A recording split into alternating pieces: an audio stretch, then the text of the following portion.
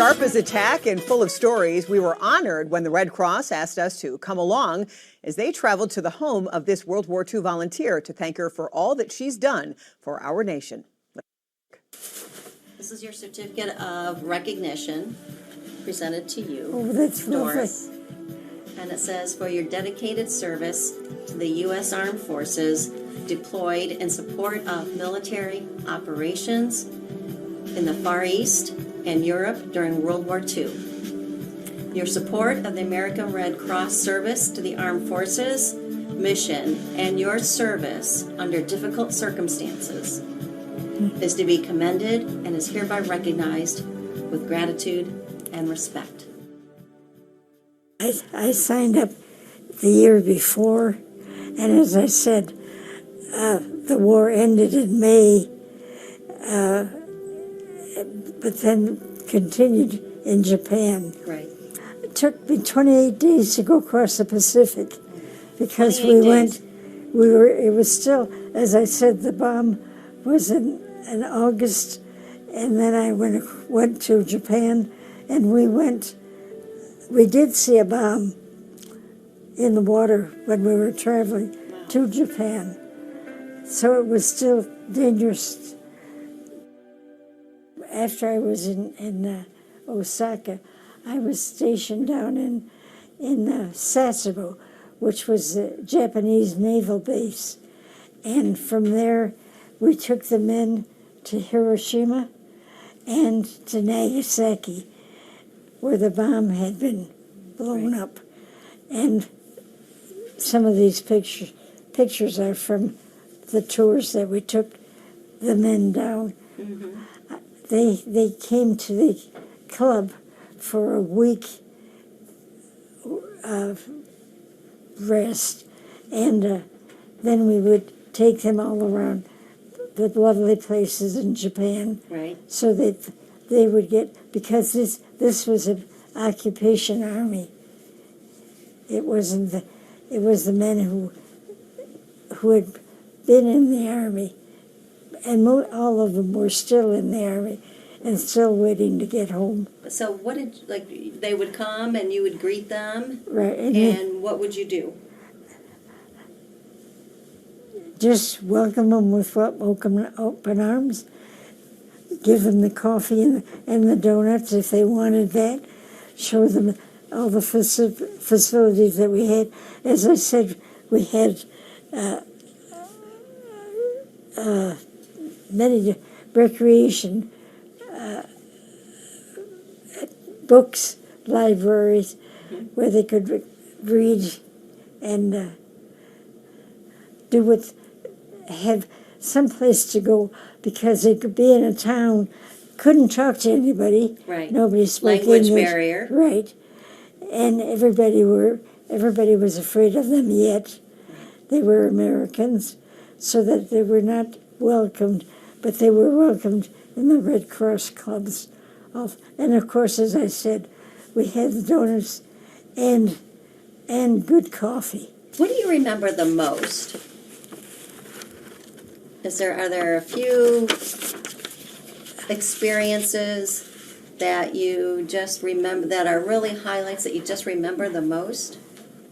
Just a change in my feelings towards the people first, because I really did go thinking that it was so terrible that we were there, and what the Japanese had done to us was just.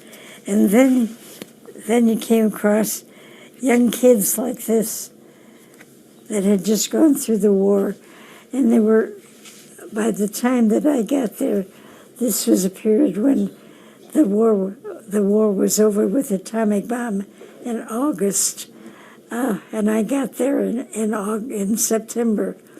And so all of the fellows that were there, that are in this book, were all finishing up their time and wanting to come home.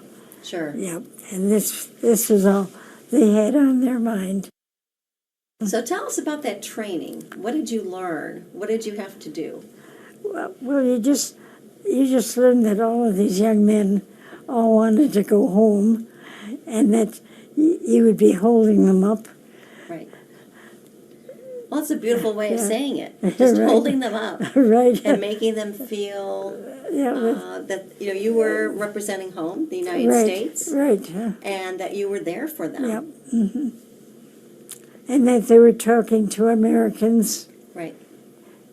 and that we're hoping that they were going to be all were going to make it home safely. Right.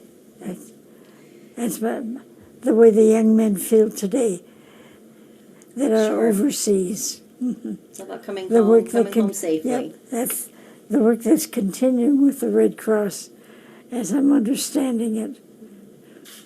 I haven't looked at this book in a long time. Tell us about this. That's what we shared. We didn't have paper, so whenever we met anybody, we wanted to keep up with. Everybody signed their names, and Now, this this is looks like currency from the Philippines. yep.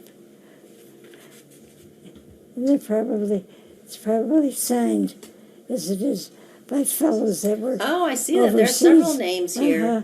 So the significance of the names, what did that mean again? Just that we were together, and we'd seen each other. And this would And circulate. no, well, we keep the souvenirs I of see. people Okay. we had seen. Right. Wow. You see each picture, and there are memories, but it's a long time ago now. And you hate to think that this war is still going, or a war is still going on, and young men are being sent overseas, and they still want part of being home to be able to remember what it's all about.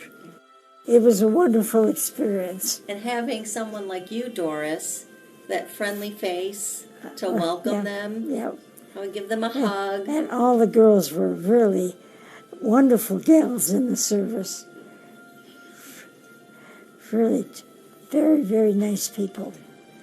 It's a marvelous service that is provided, and it is very, very, still very needed, I'm sure, because you never know what it's like to be someplace where you don't know anyone, you can't talk to anyone, you don't have the language, and you're with hundreds of people, and you still feel alone. It was a very wonderful time for us, because we were doing what we thought was so important, and it really was. Yep.